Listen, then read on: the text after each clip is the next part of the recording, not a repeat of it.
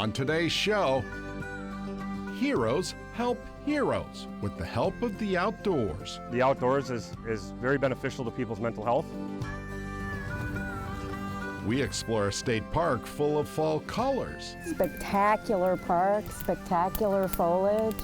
And we get wild in the kitchen demonstrating a curious technique to prepare wild turkey thighs.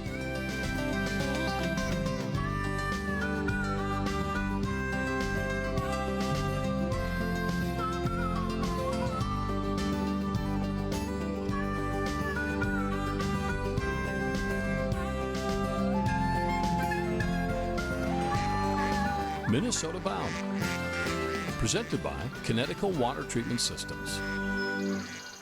Hey everybody, Laura, Millie, and I welcome you to today's adventure. Up first, a story where heroes are helping other heroes. That's right, they are hoping to save lives, one adventure at a time.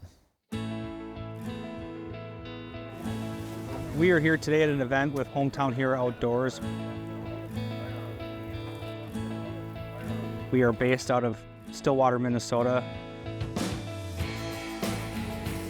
Should be all right, huh? Today we're hosting an event on the St. Croix River for law enforcement officers to go sturgeon fishing. Law officers fishing? More accurately, they are heroes. Heroes who could use a little fishing pick-me-up. Getting on the river today is going to be pretty unique. They're going to be able to experience the National Scenic Riverway. This fishing adventure is provided by Hometown Hero Outdoors, a 100% volunteer nonprofit foundation. Hometown Hero Outdoors was started because we saw a need for individuals that needed mental health and places to relax and be able to establish a camaraderie. Our mission is to get military service members, veterans, and first responders in the outdoors. No surprise, time outdoors with nature just has a way of easing the minds of those men and women in high-stress work environments. To me, what these type of events builds is relationships. That relationship leads to a network.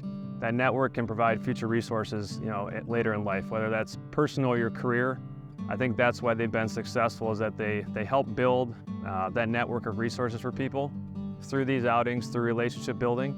And then when people need help, whether that's personally or professionally, you've got someone to reach out to. Hometown Hero Outdoors began in Stillwater, Minnesota, and has grown from there. Really grown.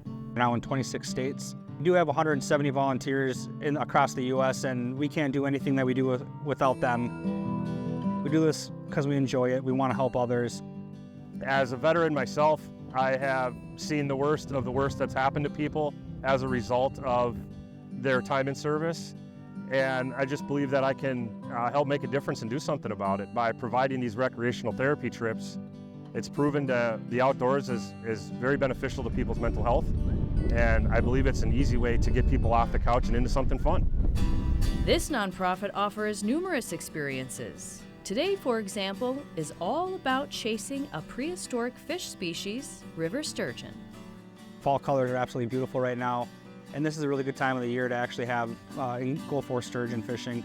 They're going to be able to go with these boat captains who are our volunteers for the area, hit the different spots of the river, and hopefully pull in some sturgeon. This organization also offers special training to save lives. All volunteers get trained in what they call as assist training. It's applied suicide intervention skills training. Hopefully prevent suicides and raise awareness, since the number of suicides can be higher in these career fields. So with a job that can be stressful, what I believe that departments need to continue to focus on is not linear wellness programs where you've got one resource. It's recognizing that you've got police officers and staff members that are all different points in their career, different points in their lives.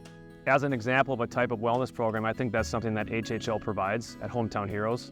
This is something specific. It's in the outdoors and it's an adventure, but they're reaching out and they're finding ways to bring public safety, veterans, first responders out into the outdoors, and it's a form of wellness. It's an aspect where people can come out and de-stress, refresh, find resources from other people, and I think that's why I'm so supportive of a program like this. It's a top-notch wellness initiative.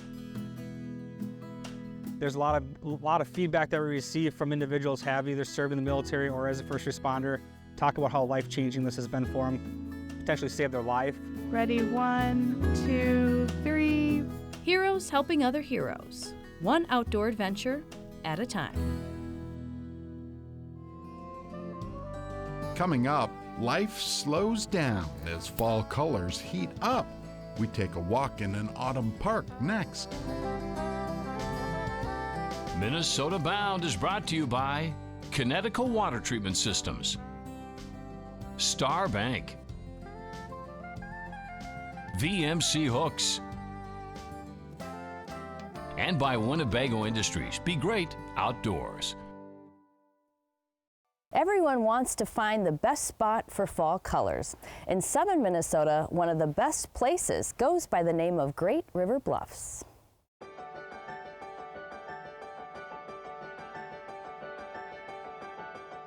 Great River Bluffs is normally the last park to get peak fall colors in the state.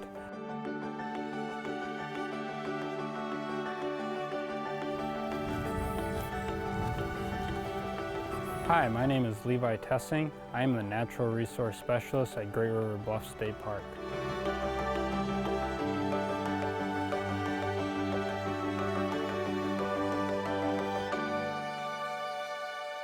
Great River Bluffs State Park is about 3,000 acres. It has 35 campsites, 31 are drive-in, and 4 of them are cart-in sites. Well, we thought it'd be a beautiful day to explore the outside here in Minnesota. Spectacular park, spectacular foliage. Great River Bluffs is a hidden gem. It's located in southeastern Minnesota. Not so many people know about it. We are located 20 miles south of Winona, Minnesota, and about 15 miles north of La Crescent, Minnesota. We're just far enough away from a lot of the big towns, 2.5 hours away from the Twin Cities area. So the park was created in 1976 and originally was named O.L. Kipp State Park, and then in '97 they changed the name to Great River Bluffs State Park to better represent the natural resources here of the river and the bluffs around. The reason there are so many bluffs here is we are in the middle of the driftless area, which is where none of the glacial impact was. At Great River Bluffs State Park, we do offer 7 overlooks that all overlook the Mississippi River and 8 miles of hiking trail to be able to get your fall color pictures and viewing in. We are currently on the Kings Bluff Scientific and Natural Area. This is our most popular location in the park. It's an easy 1.5 mile hike out. Behind us is the Queens Bluff Scientific and Natural Area, a big bluff side. Also, we have the Mississippi River flowing behind us. We are looking at Wisconsin, those cheeseheads. So a lot of our south-facing slopes on the bluffs are more native grass prairies, compared to the north side where you're going to get more of a hardwood forest. So right now we are walking in. It's an old pine tree plantation. Before the park was classified as a park, this land was owned by the Division of Forestry. And in '76 is when the land went from a forestry unit to a parks unit. Well, you know what? A park like this, you can let a lot of stuff go that you're carrying around, and baggage you're carrying in your head, you can just let it go out here because it absorbs stuff really, really well. It's a great place.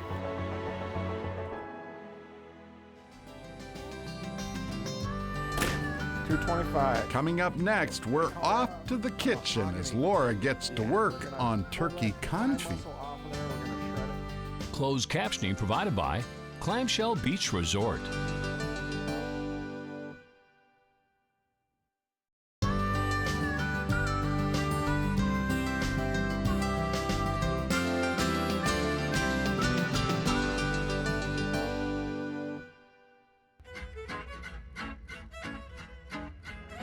Today we're getting wild in the kitchen with Chef Jim Kimberg from Stillwater Country Club. And Chef Jim, we have a special recipe today. We are using my wild turkey from South Dakota that I'd harvested.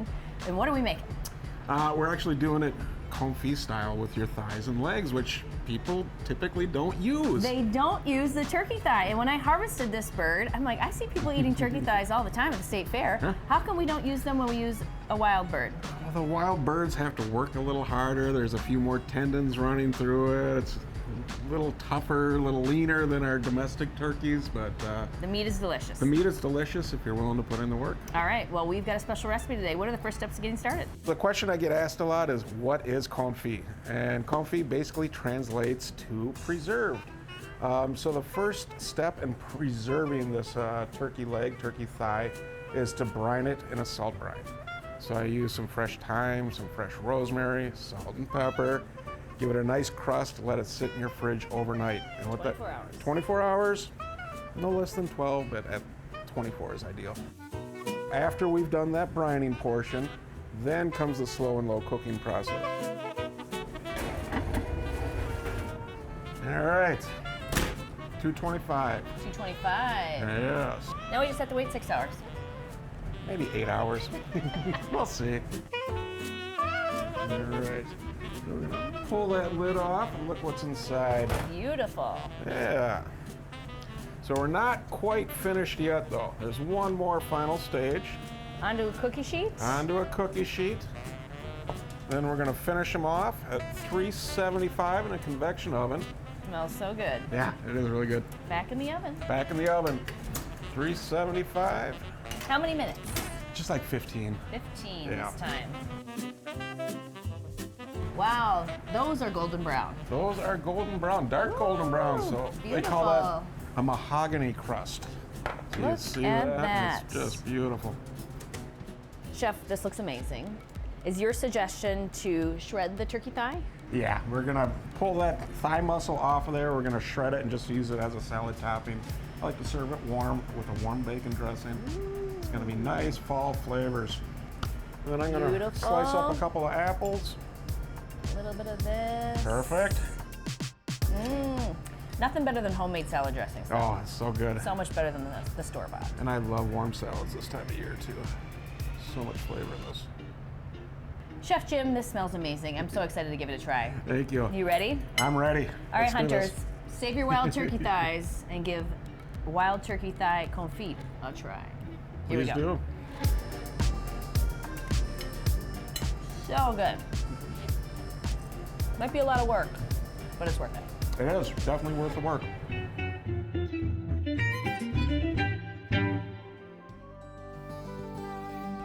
Straight ahead, this skill runs in the family.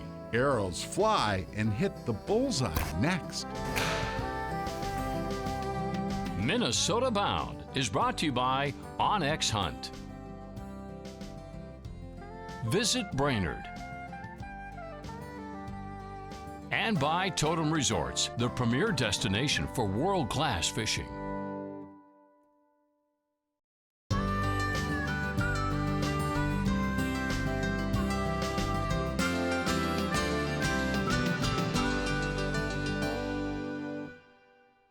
Archery's cliche. A family that shoots together stays together. Ron Shera has the story of the Whitcomb family.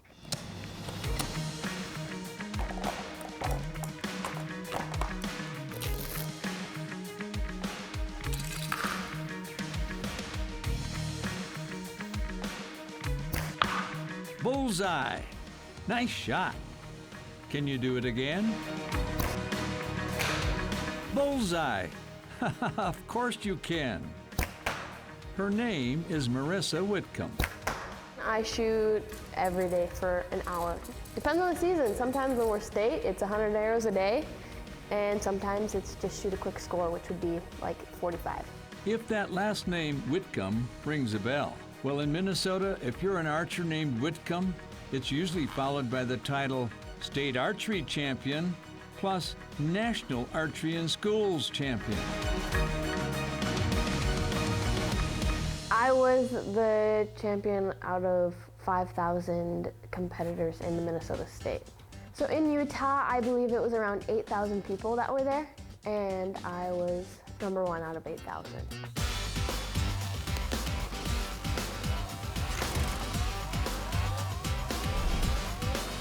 Yeah, it's definitely unreal. Like it's weird to think about like, oh, I competed against that many. Because at a time you don't compete about, it's different time slots. So it's not like I just think, oh, I shot against 200 people, and then you put it all together and it's like, holy moly, I shot against 8,000 people. Today, her competitive days and school events are over. I am bummed for sure, but coming back as a coach next year, but nothing like what I used to. But I'm very sad to be done with it. The good news is her mini archery championships also included scholarships for her chosen career.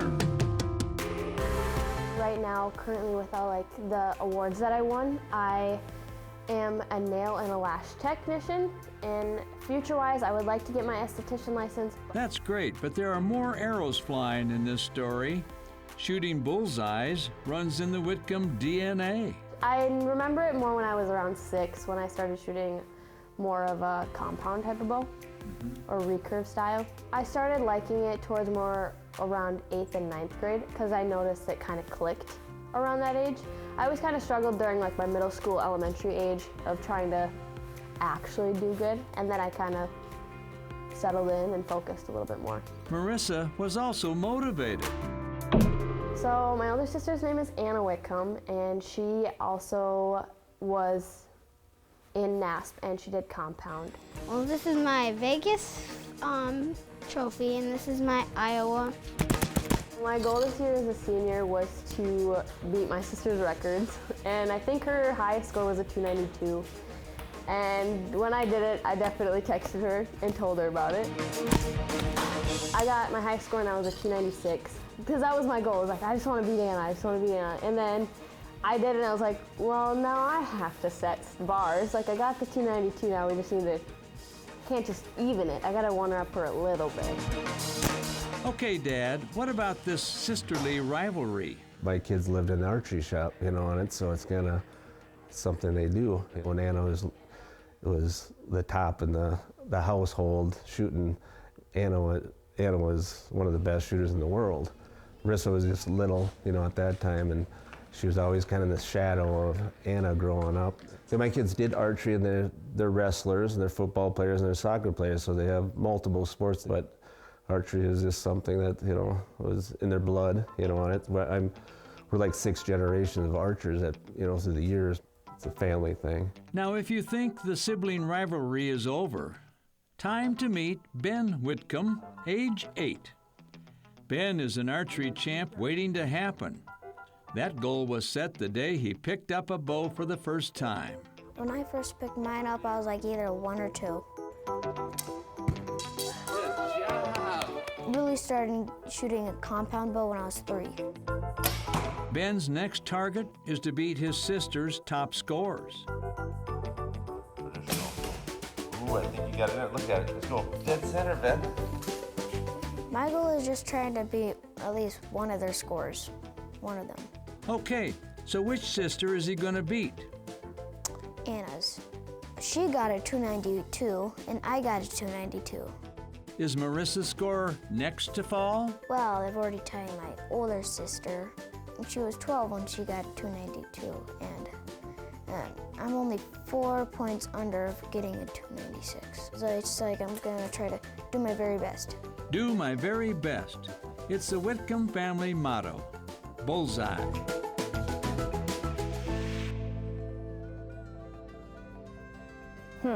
Very impressive. That's actually inspiring me to take some archery lessons. Which you're about to start doing. I am. Love it. Well, that about does it for us. Hey, if you have a story idea, we want to hear about it because we are always interested. In the meantime, remember, introduce a kid to the great outdoors. Transportation provided by Premier Transportation. Call 1-800-899-7433. To get more Minnesota Bound, including full episodes, go to mnbound.com. And to follow our latest adventures, like us on Facebook.